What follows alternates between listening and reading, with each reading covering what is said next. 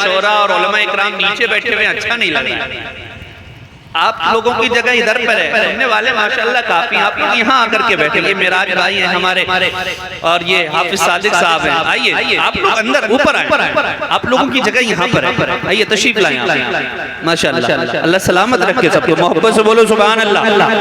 अब गुफ्तगू सुन, इस्लाह मुआशरा कॉन्फ्रेंस नाम रखा है ना आपने, तो थोड़ी इस्लाह की बातें सुन लो। मैंने अभी पढ़ा, ऐसी खुशबू चमन के गुलों में कहाँ जो नबी के पसीने में मौजूद है। सैयद साहब किबला की मौजूदगी में अर्ज कर रहा हूँ। अब आपको मुस्तफा के पसीने की खुशबू का आलम बता दूं। हदीस पाक की रोशनी में मेरे आका इमाम आला हजरत फरमाते हैं, आला हजरत फरमाते हैं, इमाम अहले सुन्नत फरमाते हैं, उनकी महक ने दिल के। अब अगर आप हजरात साथ नहीं देंगे तो फिर मामला नहीं बनेगा। उनकी महक ने दिल के गुंचे खिला दिए हैं, जिस राह चल दिए हैं, कूचे बसा दिए हैं। ई को कम कर दो, आवाज बढ़ा, ई को कम कर दो ताकि बात समझ में आए। ई को बिल्कुल कम करें, रिपीट ई को सी को सब खत्म, बिल्कुल नॉर्मल सा माइक करें, आवाज बढ़ा दे बस। उनकी महक ने दिल के गुंचे खिला दिए हैं, जिस राह चल दिए हैं, कूचे बसा दिए हैं। अल्लाह क्या जहन्नम अब भी न सर्द होगा, अल्लाह क्या जहन्नम अब भी न सर्द होगा। रो रो के मुस्तफा ने दरिया बहा दिए हैं। आवाज बढ़ाओ भाई, बड़ा मेहनत लग रही है इसमें, पता नहीं शायर लोग कैसे पढ़ के चले गए। रो रो के मुस्तफा ने दरिया बहा दिए हैं। मुस्तफा के पसीने की खुशबू का आलम ये है, और इसी से इस्लाह मुआशरा आप हजरात समझेंगे। एक सहाबी हैं, अल्लाह के नबी के सहाबी हैं, मुस्तफा की बारगाह में आते हैं, गरीब आदमी हैं। आने के बाद अर्ज करते हैं, या रसूल अल्लाह, कल मुझे मेरी बेटी को रुखसत करना है। आका, कल मेरी बेटी की विदाई है। हुजूर, इस मदीने के अंदर बड़े बड़े मालदार लोग हैं, जब अपनी बच्चियों को रुखसत करते हैं, आका महंगा अतर लगा कर के रुखसत करते हैं। या रसूल अल्लाह, महंगी खुशबू लगा कर के रुखसत करते हैं। आका, बड़े बड़े मालदार लोग हैं, मगर या रसूल अल्लाह, मैं आपका गरीब उम्मती हूँ। या रसूल अल्लाह, मैं आपका गरीब सहाबी हूँ। या रसूल अल्लाह, माल मेरे पास नहीं है। आका, दौलत मेरे पास नहीं है। या रसूल अल्लाह, हीरे मेरे पास नहीं है, जवाहिरात मेरे पास नहीं है। आका, कुछ भी तो नहीं है मेरे पास, मगर या रसूल अल्लाह, मैं आपकी बारगाह में आ गया हूँ। हुजूर नजरे करम फरमा दें। ये सहाबी थे, इनका अकीदा है मुस्तफा की बारगाह वो बारगाह है जहाँ से हर कुछ मिल जाया करता है। अगर इज्जत मांगो तो मुस्तफा की चौखट से मिलती है, दौलत चाहो तो मुस्तफा की चौखट से मिलती है, शोहरत चाहो तो मुस्तफा की चौखट से मिलती है, अजमत चाहो तो मुस्तफा की चौखट से मिलती है, फसाहत किसी को मिली है तो मुस्तफा की चौखट से मिली है, बलागत का कोई ताजदार बना है तो मुस्तफा की चौखट से बना है, सखावत का कोई ताजदार बना है तो मुस्तफा की चौखट से बना है, सदाकत का कोई ताज पहना है तो मुस्तफा की चौखट से पहना है, अदालत का कोई शहसवार बना है तो मुस्तफा की चौखट से बना है। सहाबी है, जानते हैं मुस्तफा की बारगाह वो बारगाह है जहां से हर कुछ मिल जाया करता है। और सहाबी के अकीदे की तर्जमानी करते हुए मेरे बरेली के इमाम ने फरमाया है, कौन देता है देने को मुंह चाहिए, देने वाला है सच्चा हमारा नबी। मेरे करीम से घर कतरा किसी ने मांगा, दरिया बहा दिए हैं, दुर्बे बहा दिए हैं। अल्लाह अकबर। सहाबी हैं, रो करके अर्ज करते हैं, या रसूल अल्लाह, गरीब आदमी हो, मेरे पास माल नहीं है, मेरे पास दौलत नहीं है। या रसूल अल्लाह, कल मेरी बेटी को मुझे रुखसत करना है। ये कल का दौर था। सहाबी अगर मुस्तफा की बारगाह में गए हैं तो जहेज का मुतालबा करने के लिए नहीं गए हैं, बल्कि अच्छी खुशबू के लिए गए हैं। और एक आज हमारा दौर है, आज हमारा मुआशरा है। हम क्या देखते हैं कि जैसे ही इमाम साहब ने जोहर की नमाज का सलाम फेरा है, एक बूढ़ा आदमी दीवार का सहारा लेते हुए खड़ा होता है और लोगों के सफों के दरमियान हाथ जोड़ करके लोगों से अर्ज करता है, ए मेरे भाइयों, मेरी मदद करो, मुझे मेरी बेटी के जहेज के लिए पैसे चाहिए है। तो हम देखते हैं कि कोई बूढ़ा आदमी मस्जिद की सीढ़ियों पर बैठ करके लोगों से मदद की गुहार लगाता नजर आ रहा है, ए भाइयों, मुझे मेरी बेटी को रुखसत करना है, लिहाजा अब मेरी मदद की जाए। तो हम देखते हैं कि कोई आदमी सेठ के घर के चक्कर लगाता नजर आ रहा है, कोई बूढ़ा आदमी जिसकी दाढ़ी सफेद हो चुकी है, कमर झुक चुकी है, कभी किसी सेठ के घर के चक्कर लगा रहा है, कभी किसी प्रधान के घर के चक्कर लगा रहा है, कभी किसी चेयरमैन के घर के चक्कर लगा रहा है। तो हमने अपनी इन आंखों से देखा है फुटपाथ पर के ऐसी बूढ़ी माओं को भी देखा है जिनको निगाहों से सही से दिखता नहीं है, दुपट्टा फट चुका है, मगर लोगों से मदद मांग रही है, लोगों से भीख मांग रही है। मैंने पूछा, ए मेरी बूढ़ी माँ, तेरे चेहरे पर झुर्रियां पड़ गई हैं, तुझे आंखों से सही से दिखता भी नहीं है, ए बूढ़ी माँ तेरे भीख मांगने की वजह क्या है? आज तू फुटपाथ पर भीख क्यों मांग रही है? तो सेठ के घर के चक्कर लगाने वाले बूढ़े से मैंने पूछा, ए बूढ़े मियाँ, ये प्रधान के चक्कर क्यों लगा रहे हो? तो फिर मस्जिद की सीढ़ियों पर बैठने वाले बूढ़े से मैंने पूछा, ए बूढ़े मियाँ, आज तुम मस्जिद की सीढ़ियों पर बैठकर भीख क्यों मांग रहे हो? तो लोगों की सफों के दरमियान खड़े होने वाले, मस्जिद में खड़े होने वाले बूढ़े से मैंने पूछा, ए बूढ़े मियाँ, मुझे इतना बता दो, ये मस्जिद नमाज पढ़ने के लिए है, तुम्हारे भीख मांगने की जगह नहीं है। आखिर कौन सी जरूरत आन पड़ी है कि आज तुम भीख मांग रहे हो? तो बूढ़े के कपकपाते लहजे से एक ही जवाब आता है, सीढ़ी पर बैठने वाले बूढ़े के लहजे से एक ही जवाब आता है, सेठ के घर के चक्कर लगाने वाले बूढ़े के लहजे से एक ही जवाब आता है, फुटपाथ पर खड़ी बूढ़ी माँ के लहजे से एक ही जवाब आता है, हम अपने शौक के लिए भीख नहीं मांग रहे हैं। हमको भिखारी अगर किसी ने बनाया है तो इन समाज वालों ने बनाया है, इन मुआशरे वालों ने बनाया है। मैंने पूछा कैसे? कहने लगा, गरीब आदमी हो, रिक्शा चलाने वाला आदमी हो, रेड़ी लगाने वाला आदमी हो, छोटी सी दुकान चलाने वाला आदमी हो, घर में 4-4 बच्चियां जवान मौजूद है, बड़ी बेटी 30 साल की हो गई है, कोई रिश्ता लेकर के नहीं आता है, अगर कोई रिश्ता लेकर के आता है तो जहेज की लंबी लंबी लिस्टें लेकर के आता है। कोई कहता है 5 लाख का कैश चाहिए है, तो कोई कहता है 1 बुलेट भी चाहिए है, तो कोई कहता है 500 बारातियों के आदमियों का खाना भी चाहिए है, तो कोई कहता है अच्छी जगह बारात ठहराने का इंतजाम भी चाहिए है, कोई कहता है बफर सिस्टम भी चाहिए है। मैं पूछना चाहता हूँ, ये बूढ़े मियाँ को आज भीख मांगने पर किसी और ने मजबूर नहीं किया है, बल्कि ये समाज वालों ने मजबूर किया है। ये बूढ़ा आदमी, ये रिक्शा चलाने वाला आदमी, ये रेड़ी लगाने वाला आदमी, ये छोटी सी दुकान चलाने वाला आदमी, ए मेरी मिल्लत के नौजवान, तेरे 4 लाख का इंतजाम कहाँ से करेगा? तेरे 500 बारातियों का इंतजाम कहाँ से करेगा? तेरी बुलेट का इंतजाम कहाँ से करेगा? तुझे 1 बीघा जमीन का इंतजाम कहाँ से करेगा? अगर गरीब आदमी नहीं देता है, उसकी बच्ची को मना करके चले जाते हैं। यहाँ लोग नाश्ता खाया और बच्चियों में ऐब निकाल करके चले जाते हैं। ए मेरे प्यारे, तुम तो बच्चियों को मना करके चले जाते हो। क्या कभी तुमने सोचा है बच्ची के बाप के दिल पर क्या बीती होगी? क्या कभी तुमने सोचा है बच्ची के दिल पर क्या बीती होगी? न जाने कितने बूढ़े बाप फांसी के फंदे से लटक जाया करते हैं, न जाने कितने बूढ़े आदमी सल्फात की गोलियां खाकर खुदकुशी कर लिया करते हैं, न जाने कितनी बूढ़ी माएं पंखे से लटक करके अपनी जान दे दिया करती हैं। ये जवान जवान बच्चियां जब रात को अपने बिस्तर पर जाती है तो तकिए से सर रख करके तकिया भिगोती नजर आती है और मालिक की बारगाह में कहती है, ए मेरे परवरदिगार, मेरा बाप गरीब है, इसमें मेरे बाप का कसूर नहीं है, मगर मेरे मौला, मैं दुआ करती हूँ या तो तू किसी को गरीबी ना देना, और अगर गरीबी दे तो फिर बेटी ना देना।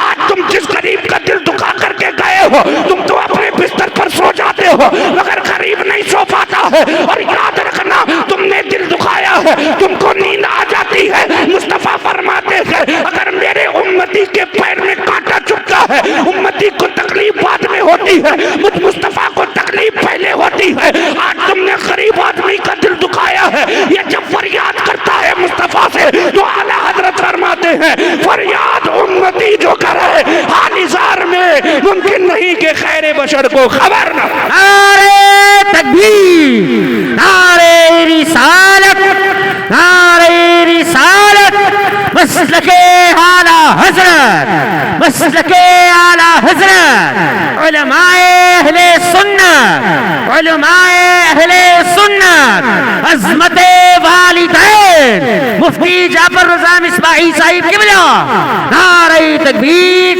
नारे रिसालत। फरियाद उम्मती जो करे हाल जार में मुमकिन नहीं कि खैर बशर को खबर ना हो। तुमने बूढ़े आदमी की बच्ची को इनकार किया है, जाकर के उन बच्चियों से पूछो जिनके लोग मना करके चले जाते हैं। अब दोबारा कोई रिश्ता देखने के लिए आता है तो बच्ची को ऐबदार समझा जाता है। ये बेचारी बच्ची का क्या कसूर है? आज लोगों ने जहेज की ऐसी रस्म बुरी डाली है कि लोग बगैर जहेज के शादी नहीं करते हैं। मैं तुमसे कहना चाहूंगा, ए मेरी मिल्लत के नौजवानों, अगर अल्लाह ने हाथ पैर सलामत दिए हैं तो किसी के ऊपर बोझ ना बनो, बल्कि अपने पैसे का खुद कमा करके अपना जहेज खरीदो, अपने पैसे की गाड़ी खरीदो। अल्लाह अकबर। अगर किसी गरीब की बच्ची से तुम निकाह कर लोगे, बगैर जहेज के निकाह कर लोगे, तो याद रखना प्यारे, इधर ये गरीब मुस्कुराएगा, उधर मदीने वाला ताजदार मुस्कुराएगा। और जिसकी मुस्कुराहट के बारे में मेरा रज़ा फरमाता है, जिसकी तस्कीर से रोते हुए हंस पड़े, उस तबस्सुम की आदत पे लाखों तबस्सुम की आदत पे लाखों सलाम। अल्लाह अकबर। मगर क्या देखते हैं, अगर कोई गरीब आदमी अपनी बच्ची का घर बनाते बनाते अपना घर गिरवी रख दे या अपना घर बेच दे, तो जानते हैं बफर सिस्टम का सिस्टम लगा दिया उसने, खड़े होकर स्टैंडिंग खाना दे दिया। तब यही बराती 150-200 आदमी जाएंगे डकैती डालने के लिए। बफर सिस्टम लगा हुआ है। बुरा ना मानना, मैंने किसी का नाम नहीं लिया है, और अगर जिसको बुरा लगेगा तो वो इसी कैटेगरी का होगा। मैंने सारे लोगों को बोला है जो आजकल रिवाज चल रहा है। आपने इस्लामी मुआशरा के लिए कॉन्फ्रेंस सजाइए ना, बुरा नहीं लगना चाहिए। जाते एक प्लेट मिल गई, उसमें रसगुल्ला भी रखा, उसमें चाउमीन भी रखी, उसमें टिक्की भी रखी, उसमें गाजर का हलवा भी, सारी चीजें रख ली। खाया थोड़ा सा, बाकी सारा डस्टबिन में, सारा खा करके बाकी डस्टबिन में। तुमने कभी सोचा इस खाने को जमा करते करते एक बूढ़े बाप की पूरी जवानी दांव पर लग गई? एक बूढ़े बाप ने अपनी घर पे बेटी का घर बनाते बनाते अपना घर गिरवी रख दिया। क्या कभी तुमने सोचा? अपने पैसे से जब आलू की चाट की टिक्की खाते हो ना, तो पूरा पत्ता तक चाट जाते हो, और आज जब गरीब के घर बाराती बन करके गए हो तो पूरा के पूरा रिज़्क़ बर्बाद कर दिया। आपको नहीं पता, मुस्तफा फरमाते आयशा ये रिज़्क़ है, रिज़्क़ इसकी बेहुरमती ना करो, क्योंकि जी ये जिस कौम से रूठ जाता है दोबारा उस कौम के पास वापस नहीं आता। आज लोग बेरोजगारी का शिकार होते नजर आ रहे हैं। उनके घरों में जाकर के देखो, जब उनके नलों पर जब बर्तन धुलते हैं तो रिज़्क़ के दाने कभी नालियों में टहलते नजर आ रहे हैं। उनके घरों में दस्तरखान पर खाना नहीं खाया जाता है। यही लोग बेरोजगारी का शिकार होते हैं। मुस्तफा के तरीके पर अमल कर लो, दस्तरखान बिछा करके खाना खा लो, रिज़्क़ को नालियों में बहाने से बचा लो। याद रखना प्यारे, जो मुस्तफा की सुन्नतों पर अमल करता है, जो मुस्तफा के तरीके पर अमल करता है, वो दुनिया में भी सुरखरू होता है, आखिरत में भी सुरखरू होता है। और डॉक्टर इकबाल ने बहुत पहले कहा था कि मोहम्मद से वफा तूने तो हम तेरे हैं, ये जहां चीज है क्या सब लौह कलम दे, सब कुछ तुम्हारा है, आप करके तो देखो। नहीं करते हमने जहेज की बुरी रस्म डाल दी। गरीबों की बच्चियां 30-30 साल की हो गई, बेचारा बूढ़ा बाप अभी जवान है लेकिन दाढ़ी सफेद हो गई ये फिक्र में, 4-4 बच्चियां मौजूद हैं घर में, कैसे हाथ पीले करे। कोई बगैर जहेज के बेटियों की शादी करता ही नहीं, कोई नहीं करना चाहता, जो भी आता है जहेज की डिमांड करता है। नारे तकबीर, नारे रिसालत, नारे रिसालत, उलमाए अहले सुन्नत, उलमाए अहले सुन्नत, नारे तकबीर, नारे रिसालत। हर कोई जहेज की डिमांड करता है। प्यारे, अल्लाह ने अगर हाथ पैर सलामत दिए हैं, खुदा रहा। अब आओ हदीस पाक पूरी करो, चूंकि मेरे बाद भी 2 लोग और हैं, आपको समाप्त करना है। इधर देखें, तवज्जो करें, मोहब्बत से बोले सुभान अल्लाह। सहाबी गए थे जहेज मांगने के लिए नहीं, सहाबी अच्छी खुशबू के लिए गए थे।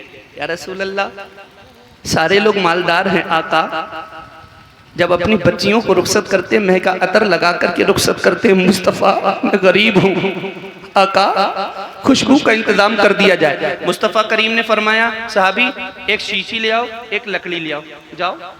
साहबी दौड़े दौड़े गए, एक लकड़ी लेकर के आए, एक शीशी लेकर के आए, मुस्तफ़ा की बारगाह में पेश कर दिया। हुजूर ले आया। आका ने शीशी को पकड़ा, लकड़ी को लिया और अपने जिस्म मुक़द्दस से पसीना निकाला है और उस शीशी के अंदर समो दिया है, बस आकर के दे दिया है। और सहाबी से कहा था, अरशाद फरमाया था मेरे मुस्तफ़ा ने, जाओ सहाबी इसके साथ अपनी बच्ची को रुखसत कर देना। सहाबी अपनी बच्ची के पास आए हैं और बच्ची जिसको कल विदा होना है, कल रुखसत करना है, बच्ची के पास आकर के कहते हैं, सहाबी बेटी तू तो जानती है तेरा अब्बा बड़ा गरीब है। यहाँ मदीने के अंदर लोग जब अपनी बच्चियों की शादी करते महंगा अतर लगा करके रुखसत करते हैं, मगर तू तो जानती है तेरा बाप गरीब है। मैं की खुशबू का इंतजाम ना कर सका, मैं के अतर का इंतजाम ना कर सका, मगर मेरी शहजादी तेरा बाप गरीब जरूर है। आज तेरा बाप महंगा अतर तो लेकर के नहीं आया है, मगर आज तेरा बाबा तेरे लिए वो लेकर के आया है जो आज तक कोई किसी के लिए लेकर के नहीं आया था। बच्ची बड़ी समझदार थी, अपने दुपट्टे से अपने अब्बा के आंसुओं को पोंछ करके कहती है, ना बाबा ना, रोने की जरूरत नहीं है, मुझे आपके माल की जरूरत नहीं है, मुझे आपकी दौलत की जरूरत नहीं है, मुझे आपके हीरे जवाहिरात की जरूरत नहीं है। ए मेरे बाबा, मेरे लिए तो इतना ही काफी है कि आप सिर पर हाथ रख करके मुझे दुआ दे दे। अल्लाह अकबर। सहाबी का कहना है, मुस्तफा के पसीने की खुशबू के साथ, मुस्तफा के पसीने के साथ मैंने अपनी बच्ची को रुखसत किया था। लोगों जिन्होंने महंगी खतर के साथ अपनी बच्चियों को रुखसत किया था, जिन्होंने महंगी खुशबू के साथ अपनी बच्चियों को रुखसत किया था, उनका घर या तो एक दिन महका था, या एक हफ्ता महका था, या एक महीना महका था, या बहुत से बहुत एक साल महका था, मगर सहाबी कहते थे मैंने मुस्तफा के पसीने के साथ अपनी बच्ची को रुखसत किया था। तो मेरी बच्ची का घर एक दिन नहीं, एक हफ्ता नहीं, एक महीना नहीं, एक साल नहीं, बल्कि मेरी बच्ची की 7 नस्लें महकी हैं। और आला हजरत फरमाते गए, वल्लाह जो मिल जाए मेरे गुल का पसीना, मांगे न कभी अतर न फिर चाहे दुल्हन, मांगे न कभी अत्र न फिर चाहे दुल्हन फूल। अल्लाह अकबर। ये मेरे मुस्तफ़ा की पसीने की खुशबू का आलम है। प्यारे, यही इस्लाह मुआशरा है कि अगर किसी नौजवान के अंदर जहेज का लालच आने लगा हो ना, तो अल्लाह ने हाथ पैर सलामत बनाए हैं। किसी गरीब आदमी के ऊपर बोझ मत बनना, बल्कि अपने पैसों से खुद जहेज खरीदना। अब आओ आयत पाक की थोड़ी सी तफसीर करके इंशाअल्लाह गुफ्तगू को आगे बढ़ाया जाए। मैंने आयत पाक पढ़ी थी, या अय्युहल्लज़ीना आमनू क़ू अंफुसकुम व अहलिकुम नारा। है ईमान वालों, अल्लाह फरमाता है, ऐ ईमान वालों पहले खुद बचो, फिर अपने घर वालों को जहन्नम की आग से बचाओ। कौन सी जहन्नम की आग? वो जहन्नम की आग जिसका ईंधन आदमी और पत्थर है, जिसका ईंधन आदमी और पत्थर है। अल्लाह फरमाता है पहले खुद बचो, फिर अपने घर वालों को बचाओ। आयत ये भी हो सकती थी, लेकिन हमारे मुआशरे में क्या होता है, हमारे मुआशरे में बिल्कुल उल्टा होता है। बंदा चाय की दुकान पर बैठ करके ये सोचता है ये भी सुधर जाए, वो भी सुधर जाए, वो भी सुधर जाए, वो भी सुधर जाए, सारे लोग सुधर जाएं, मगर अपने गिरेबान में झांक करके नहीं देखे। चाय की दुकान पर, होटल पर बैठकर ये ऐसा काम करता है, वो वैसा काम करता है। किसी भले आदमी ने मेहनत मजदूरी करके अगर 2 माला बिल्डिंग बना ली है, तो क्या कहते हैं, पता नहीं यार इसके पास 2 नंबर का पैसा आ रहा है, तभी ये इतना घर बना रहा है। अगर कोई भला आदमी मेहनत मजदूरी करके अगर बाइक वगैरह निकाल ले, कार वगैरह निकाल ले, तो फिर उस पर टिप्पणी करते रहते हैं। हर तरीके की चुगली गीबत हमारे अंदर दाखिल हो गई। सारे लोगों को सुधारने की हम फिक्र में हैं, मगर खुद नहीं सुधर रहे। अल्लाह का कुरान का तर्ज अमल देखो, अल्लाह फरमाता है पहले खुद बचो, पहले खुद सुधरना है। जब खुद सुधर जाओगे, आप सुधरोगे, आपको देखकर आपके घर वाले सुधरेंगे, आपके घर वालों को देखकर आपके पड़ोसी सुधरेंगे, आपके पड़ोसियों को देख करके पूरा मोहल्ला, पूरा समाज सुधर जाए, है क्या नहीं? लेकिन हमने अपने गिरेबान में झांक करके नहीं देखना है। हमने तो चाय के होटल पर बैठ करके ये देखना है इमाम साहब का पैजामा टखनों से ऊपर है कि नीचे है। इमाम साहब पान खाकर निकलते हैं, ये बगैर पान के भी तो निकल सकते हैं। इमाम साहब किसके घर जाते हैं, किसके घर बैठते हैं, ये सारी चीजें हमको देखना है। सारा कुछ हम इमाम साहब को देखते, खुद नहीं देख रहे। इमाम भला आदमी 5 टाइम की नमाज तो पढ़ रहा, तुम तो वो भी नहीं पढ़ रहे हो। पहले खुद के गिरेबान में झांक करके देखो। लेकिन हम ना खुद सुधरेंगे, ना अपने घर वालों को सुधारेंगे, पूरे मुआशरे, पूरे समाज को सुधारने के लिए चले। सुनो, मुआशरा समाज कैसे सुधरता है, अब इधर मोहब्बत से बोलो सुभान अल्लाह। नींद आने लगी आप हजरात को।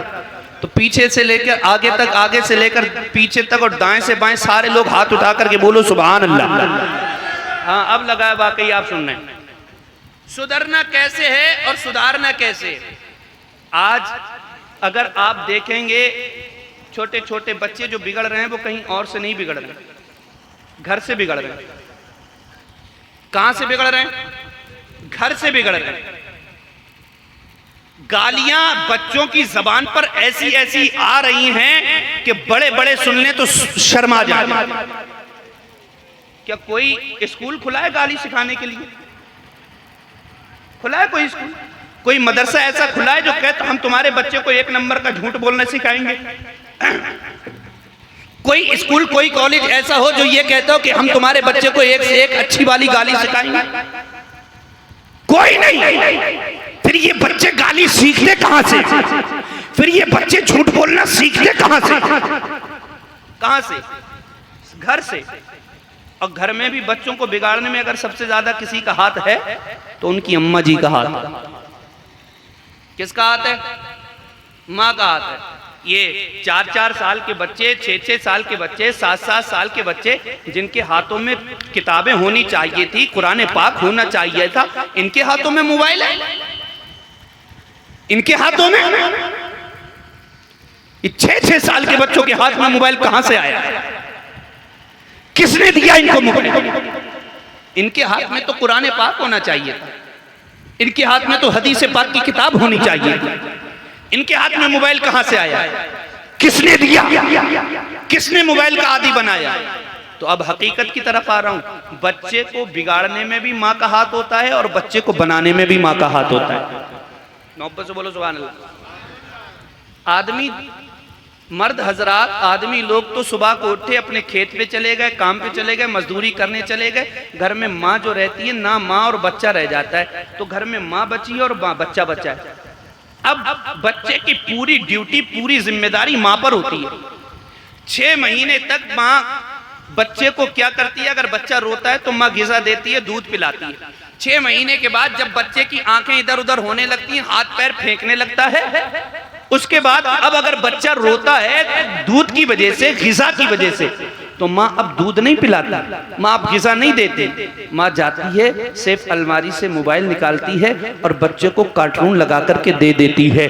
स्टैंड में लगा करके बच्चों को मोबाइल दे दिया और उसमें कार्टून्स लगा दिए। कालू मदारी आया, चल मेरे घोड़े टिक टिक टिक। अजीब अजीब आप लोग जो है क्या कार्टून लगा करके दे देते हैं। ये माइंड है ना, माइंड अगर ये खराब हो जाए ना भूख लगेगी ना प्यास लगेगी। अगर ये माइंड डाइवर्ट हो जाता है तो इंसान बेकार हो जाया करता है। अल्लाह अकबर। माँ ने बच्चे को भूख की वजह से रो रहा था, अब भूख की दूध की जगह उसने मोबाइल दे दिया है। बच्चा रंग बिरंगी तस्वीरों में देख करके उसमें गुम हो गया। बच्चा भूख को भूल जाया करता है। बच्चा भूल गया कि मैं क्यों रो रहा था। अब बच्चा कभी कालू मदारी को देख रहा है, बच्चा कभी घोड़े को देख रहा है, बच्चा कभी हाथी को देख रहा है, बच्चा कभी बंदर को देख रहा है। बच्चा अपनी भूख भूल गया है। तुमने 6 महीने की उम्र से बच्चे को मोबाइल दे दिया है, तुमने 1 साल की उम्र से बच्चे को मोबाइल दिखाया है। यही बच्चा जब 1.5 साल का होता है तो मोबाइल देखते देखते मोबाइल का दीवाना बन जाता है। यही बच्चा जब 2 साल का होता है मोबाइल देखते देखते मोबाइल का आशिक बन जाता है। यही बच्चा जब 3 साल का होता है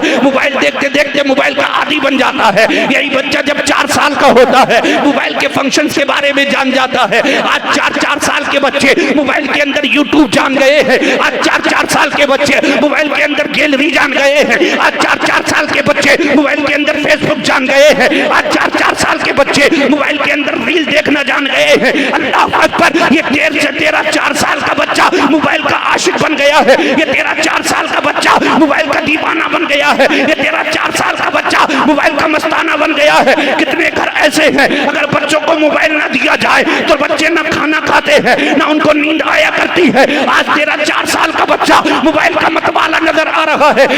उस एक बच्चे की कहानी सुनाओ जो बच्चा बगदाद की सरजमीन पर पैदा हुआ है। जब 4 साल 4 महीने 4 दिन का होता है, अल्लाह अकबर, उस बच्चे की माँ ने हाथ पकड़ा है, उस्ताद की बारगाह में ले जाकर के बैठा दिया है। ए हजरत जी मेरे बच्चे को पढ़ा देना। अब जब बच्चा बच्चा उस्ताद की बारगाह में पहुंचा है और दो जानू होकर के बैठा है। बच्चे से उस्ताद ने कहा था बेटे पढ़ो बिस्मिल्लाहिर्रहमानिर्रहीम। जब बेटा पढ़ता है बिस्मिल्लाहिर्रहमानिर्रहीम पूरी सूरह अलहम्द पढ़ देता है, पहला दूसरा तीसरा चौथा पांचवा छठा सातवां आठवां नवा 10 11 12 13 14 15 16 17 18। अब नहीं बोलोगे तो दम निकल जाएगा। 18 पारे पढ़कर रुका बच्चा,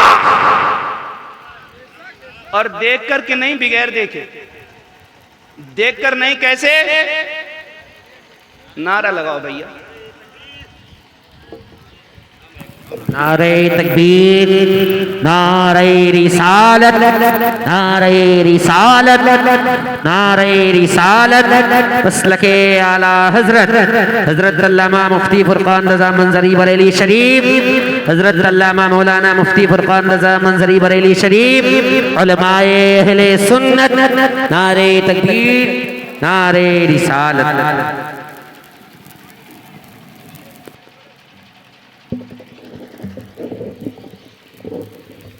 मोहब्बत से बोलो सुभान अल्लाह। जिनका आप हजरात को बेसब्री से इंतज़ार था, हजरत नाशिर मसलक आला हजरत तर्जमान मसलक आला हजरत फसीहुल लिसान बलीगुल बयान हजरत अल्लामा मौलाना मुफ्ती फुरकान मंजरी साहिब क़िबला स्टेज पर तशरीफ़ ला चुके हैं। अब भैया माइक तुम्हारा क्यों ख़राब हो गया, ये सही कर दो।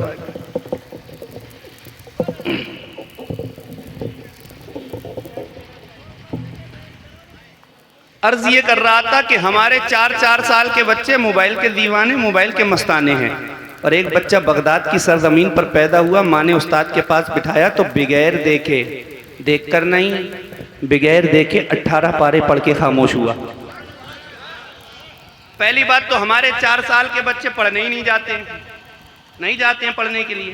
जब बच्चा 6 या 7 साल का होता है तो उस्ताद के पास भेजती हैं, और वो भी इतना कुंद मोबाइल देख देख करके इतना कुंद जहन हो जाता है। जब तक ये बगदाद में पैदा होने वाला बच्चा जब पहली नशिस्त थी तो बिस्मिल्लाह से लेकर 18 पारे पढ़ करके रुका। और हमारे बच्चे 18 दिन तो बिस्मिल्लाह सही करने में लगाते थे हैं।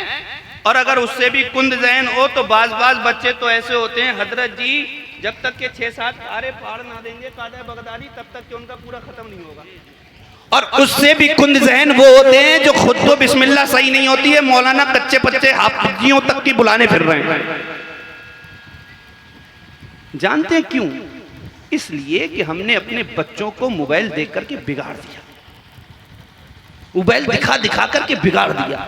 ये बगदाद में पैदा होने वाला बच्चा 4 साल 4 महीने 4 दिन की उम्र है, बगैर देख के पहली नशिस्त में 18 पारे पढ़ के खामोश। 18 पारे। उस्ताद की बारगाह में बैठे ना, तो उस्ताद ने जब 18 पारे पढ़ के रुका बच्चा, तो उस्ताद ने देखा ऊपर से नीचे तक। उस्ताद देख करके कहते हैं बेटे ये बताओ पढ़ने आए हो या पढ़ाने आए हो? कहा बेटे ये बताओ पढ़ने आए हो या पढ़ाने आए? कहा हुजूर क्या हुआ? कहा पहला दिन है, बिस्मिल्लाह सही करनी थी, बिस्मिल्लाह पढ़नी चाहिए थी, आपने तो 18 पारे पढ़ के रुके हो, वो भी बगैर देखे। बड़े कमाल के शहजादे हो। बच्चे ने कहा नहीं हजरत जी इसमें मेरा कोई कमाल नहीं। कहा फिर किसका कमाल है? क्या सारा के सारा क्रेडिट मेरी माँ को जाता है। अब बोलो यार, बोलो मोहब्बत से बोलो, सारा क्रेडिट मेरी माँ को जाता है। कहा वो कैसे? कहा वो ऐसे कि जब मेरी माँ हामिला थी, प्रेग्नेंट थी, मैं अपनी माँ के पेट में था, शिकम में था, तो मेरी माँ की एक आदत थी, माँ कोई भी काम करती है तो कुरान की तिलावत करती है। माँ झाड़ू लगाती है, कुरान की तिलावत करती है, बर्तन साफ करती है, कुरान की तिलावत करती है, उठती है, कुरान की तिलावत करती है, खाना बनाती है, कुरान की तिलावत करती है। हुजूर बाहर माँ कुरान की तिलावत किया करती थी, अंदर सुन सुन करके मैं उसको याद कर लिया करता। बाहर माँ कुरान की तिलावत करती है और अंदर मैं सुन सुन करके याद कर लेता हूँ। हुजूर मेरे दुनिया में आने का वक्त करीब हो गया, अगर मैं कुछ दिन और माँ के पेट में रह लेता तो 18 पारों का नहीं बल्कि पूरे कुरान का हाफिज बनकर पैदा, पूरे कुरान का हाफिज बनकर के पैदा होता। अब इस बात से हमको एक सबक तो मिल गया कि अगर माएँ प्रेग्नेंट हो तो माएँ जो काम करती हैं बाहर, बच्चा उसका असर अंदर कबूल करता है, बच्चा उसका अंदर क्या करता है, असर कबूल करता है। मगर आज क्या होता है, आज जैसे ही 3 महीने का हमल पेट में आता है, कोनी मार करके कहती है हाँ भाई अब चलो चेकअप कराने के लिए चल रहे हैं। बैठी बाइक पर और जो है क्या पीछे से बातें करती जा रही हैं, हाँ बस दुआ करो ठीक ठाक हो, दुआ करो ठीक ठाक हो। क्लिनिक पर पहुंचे और चेकअप हुआ। चेकअप होने के बाद डॉक्टर ने कह दिया हाँ भाई हमल तो ठीक ठाक है, लेकिन अब इनसे कोई भारी वजन का काम मत उठवाना, कोई काम मत करवाना, अब इनको आराम की जरूरत है। डॉक्टर ने तो बस ऐसे ही कह दिया था कि काम मत करवाना। ये आती है क्लिनिक से बाहर और बाहर आकर के मोटरसाइकिल पर बैठी है, कांधे पर हाथ रखा है, कान भरती आ रही हैं। लो अब तो डॉक्टर ने भी मना कर दिया, अब तुम मुझसे काम करवा के दिखाओ। जब से तुम्हारे घर में आई हूँ काम करते करते थक गई हूँ, एक दिन का भी आराम नहीं मिला है, अब काम नहीं करूंगी क्योंकि तुम्हें तुम्हारा बच्चा प्यारा है, इसलिए काम मत करवाना। भला आदमी कहता है अरे मेरी जान तू काम नहीं करेगी तो कौन करेगा, तू काम नहीं करेगी तो कौन करेगा भैया, तू नहीं करेगी तो पता है क्या कहती, नहीं अपनी उस भांजी को बुलाओ जो 8-8 दिन खा करके रह करके जाती है, अपनी उस बहन को बुलाओ जो 8-8 दिन खा करके रह करके जाती है। मरता क्या ना करता बेचारा, ले आया भर्ती आई है, कान आई है, जैसे ही आई है घर में सोफे पर बैठ गई है, उठाया है टीवी का रिमोट ऑन कर दी है टीवी, तो कभी पाकिस्तानी ड्रामे देख रही हैं, कभी फिल्में देख रही हैं, कभी गाने सुन रही हैं। अगर लाइट चली जाती है मोबाइल उठा करके उसमें गाने देख रही हैं, मोबाइल भी इत्तेफाक से डाउन हो जाता है तो पता है क्या करती हैं, पड़ोस में जाकर के तेरी मेरी चुगलियां कर रही हैं। मेरी इस्लाम की मुकद्दस शहजादियों, अगर ऐसे आलम में तुम चुगली करोगी, ऐसे आलम में तुम गीबत करोगी, ऐसे आलम में तुम फिल्मी ड्रामे देखोगी, ऐसे आलम में तुम पाकिस्तानी ड्रामे देखोगी, ऐसे आलम में तुम गाने सुनोगी, तो याद रखना तुम्हारे पेट से पैदा होने वाला बच्चा या तो चौराहे पर खड़े होकर के वीडियो बनाने वाला होगा, या रील अपलोड करने वाला होगा, या चौराहे पर खड़े होकर के गुंडागर्दी करने वाला होगा, या चौराहे पर खड़े होकर के फिल्मी ड्रामे देखने वाला होगा, या तो फिर कहीं और जाकर के अपनी जिंदगी बर्बाद करने वाला होगा। मगर ऐसे आलम में तुम मुस्तफा पर दुरूद पढ़ोगी, ऐसे आलम में तुम नबी पर नाते पढ़ोगी, ऐसे आलम में तुम कुरान की तिलावत करोगी, तो जाफर रज़ा ये गारंटी नहीं लेता कि अब तुम्हारे पेट से गौसे आदम पैदा होंगे। हाँ गौसे आदम ना सकी मगर गुलामे गौसे आदम जरूर पैदा होंगे, गरीब नवाज ना सकी मगर गुलामे गरीब नवाज जरूर पैदा होंगे, साबिर पाक ना सकी मगर गुलामे साबिर पाक जरूर पैदा होंगे, आला हजरत ना सकी मगर गुलामे आला हजरत जरूर पैदा होंगे, ताज शरीयत ना सकी मगर गुलामे ताज शरीयत जरूर पैदा होंगे। और जब वो वक्त आएगा लोग आइलम मोहम्मद लिखने को जुर्म करार देंगे, लोग आइलम मोहम्मद लिखने पर FIR कर देंगे, तो याद रखना प्यारे, ये तेरा गुलामे गौसे आदम, ये तेरा गुलामे गरीब नवाज, ये तेरा गुलामे आला हजरत, ये तेरा गुलामे ताज शरीयत बातिल की आंखों में आंखें डालकर और दुनिया वालों को ये पैगाम देता नजर आएगा, ए दुनिया वालों जिंदगी ये नहीं है किसी के लिए, जिंदगी है नबी की नबी के लिए, ना समझ मरते हैं जिंदगी के लिए, जीना मरना के सब कुछ नबी के लिए।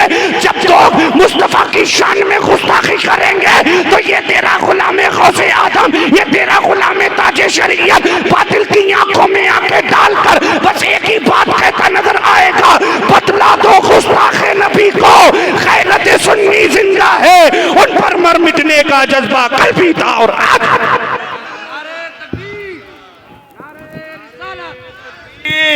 नारे तकबीर, नारे रिसालत, उलमाए अहले सुन्नत, इस्लाहे मुआशिरा कॉन्फ्रेंस, हजरत अल्लामा मौलाना मुफ्ती जाफर रजा साहब क़िबला मिसबाही, नारे तकबीर, नारे रिसालत, माशाअल्लाह माशाअल्लाह। तो पता ये चला अगर माएँ ऐसे आलम में और जिन जिन की माओं ने ताज्जुद पढ़ा है, ताज्जुद की नमाज पढ़ी है, तो उन्हीं के बेटे कभी गौसे आदम बन के चलते हैं, कभी इमाम आजम, कभी मुजद्दिद आलम, तो कभी मुफ्ती आलम। हाँ, और फिर वो अपनी जिंदगी बस यही कह के कहते हैं करूं तेरे नाम पे जहां फिदा, न बस एक जहां तो जहां फिदा, दो जहां से भी नहीं जी भरा, करूं क्या करोड़ों जहां नहीं। अल्लाह अकबर प्यारे, यही बच्चा जो बगदाद की सरजमीन पर पैदा हुआ था, जानते हैं ये कौन है? ये वही है जो जिनको हम तेरे मेरे पीर पीराने पीर रोशन जमीर सैयदना सरकार गौसे आदम दस्तगीर के नाम से। माशाअल्लाह माशाअल्लाह। थोड़ी सी सीरत का पहलू और फिर मैं अपनी जगह ले लूंगा क्योंकि टाइम तो बहुत हो चुका है। इन्हीं की सीरत। आज लोग कहते हैं कि मतलब हाँ मैंने ये बोला था कि बच्चे झूठ बोलना कहाँ से सीखते हैं? घर से सीखते हैं। गौसे आदम की वालिदा ने रुखसत किया तो कहा बेटे कुछ भी हो जाए झूठ मत बोलना, कहा था कि नहीं? हैं, नसीहतें करने को तो बहुत थी, लेकिन कहा था बेटे कुछ भी हो जाए झूठ मत बोलना। गौसे आजम ने सच बोला, सच की बरकत से डाकू का सरदार के साथ साथ 40 या 70 जो भी डाकू थे वो सारे के सारे तौबा करके और अल्लाह तबारक व तआला के वली बनते नजर आए। सच है, मगर हमारे घर में तो झूठ ऐसे बोला जाता है, अब्बा घर में मौजूद है, कोई कर्जदार बाहर आ गया तो कह दिया हाँ भाई हैं घर में, तो अब्बा खुद बच्चे से कहता है जा कह दे नहीं है, और बच्चे तो फिर बच्चे होते हैं ना, बच्चे दरवाजे पर जाकर के कह देते हैं अब्बा जी कह रहे हैं वो घर पे नहीं है कि नहीं। आज बच्चियां बेहया बन रही हैं, कैसे मेले ठोलों में जा रही हैं, शादी ब्याह में जाकर के देखो कपड़े कैसे कैसे पहनी है, बेहया बनी कैसे। घर से माए दुपट्टा उतार करके सारा घर का काम करती है, कोई गैर महरम आता है तो दुपट्टा रखने की उनको इतनी वो नहीं होती है कि दुपट्टा रख ले, नहीं ऐसे ही हैं तो बस हैं। सर से उतर कर दुपट्टा गले में आया तो गले से भी खत्म। कहां से बेहयाई आई? घर से। आज हमारी इस्लामी मुकद्दस शहजादियों के सरों से दुपट्टा हट गया है। जानते हो दुपट्टा हटने की सजा? एक दिन सैयदा ज़ैनब रज़ी अल्लाह ताला अन्हा कुरान की तिलावत कर रही हैं, ला इल्मी में दुपट्टा सर पे था, ला इल्मी में गले में आ गया। उधर से हजरत सैयदा फातिमा ज़हरा रज़ी अल्लाह ताला अन्हा का गुजर हुआ, देखा कि मेरी बेटी के सर की जगह गले में दुपट्टा है। पास आई, बेटी के पास सर पर दुपट्टा रखा और कहा मेरी शहजादी जो बच्चियां सर की जगह गले में दुपट्टा डालती हैं, मुस्तफ़ा करीम सल्लल्लाहु ताला अलैहि वसल्लम नाना मुस्तफ़ा उनसे नाराज हो जाते हैं। समझ लें इस बात को, नाना मुस्तफ़ा उनसे नाराज हो जाते हैं। बस इतना कह करके हजरत सैयदा कायनात चली गई। अब हजरत सैयदा ज़ैनब के दिल पर यह जुमला लग गया कि नाना नाराज हो जाएंगे। कुरान की तिलावत कर रही हैं, रोती जा रही हैं, कुरान की तिलावत कर रही हैं, रो रही हैं, कर रही हैं, रो रही हैं, कर रही, रो रही हैं। बहुत देर के बाद हजरत फातिमा ज़हरा रज़ी अल्लाह ताला अन्हा का फिर से उधर से गुजर हुआ ना, तो देखा मेरी शहजादी रो रही है। पास आई, आने के बाद कहने लगी मेरी प्यारी बेटी, मेरी शहजादी ये बता तुझे कुरान की किस आयत ने रुला दिया? अम्मी से अर्ज करती माँ मुझे कुरान की किसी आयत ने नहीं रुलाया, मुझे तो आपके जुमले ने रुला दिया। कहा कौन से जुमले ने? कहा वो जो थोड़ी देर पहले आप कह करके गई थी कि जिनके गले में दुपट्टा होता है नाना मुस्तफ़ा उनसे नाराज हो जाया करते हैं। अल्लाहु अकबर। हजरत सैयदा ज़ैनब ने जब अपनी माँ के गले से लिपटी है, लिपट करके कहती है मेरी माँ बस एक मर्तबा सिफारिश कर देना। ज़ैनब वादा करती है गर्दन कटा तो सकती है, गला कटा तो सकती है, मगर कभी सर से दुपट्टा नहीं हटा सकती। और कायनात ने देखा था कि जब इमाम हुसैन करबला के मैदान में अपने भांजों की कुर्बानी देकर मुस्तफा के दीन को बचा रहे थे, अपने बेटों की कुर्बानी देकर मुस्तफा के दीन को बचा रहे थे, नन्ही अली असगर की कुर्बानी देकर मुस्तफा के दीन को बचा रहे थे, अली अकबर की लाश पर घोड़े दौड़ते देखकर मुस्तफा के दीन को बचा रहे थे, कासिम की जवानी लुटते देखकर मुस्तफा के दीन को बचा रहे थे, अब्बास बरदार के बाजू शहीद होते देखकर मुस्तफा के दीन को बचा रहे थे। खुद के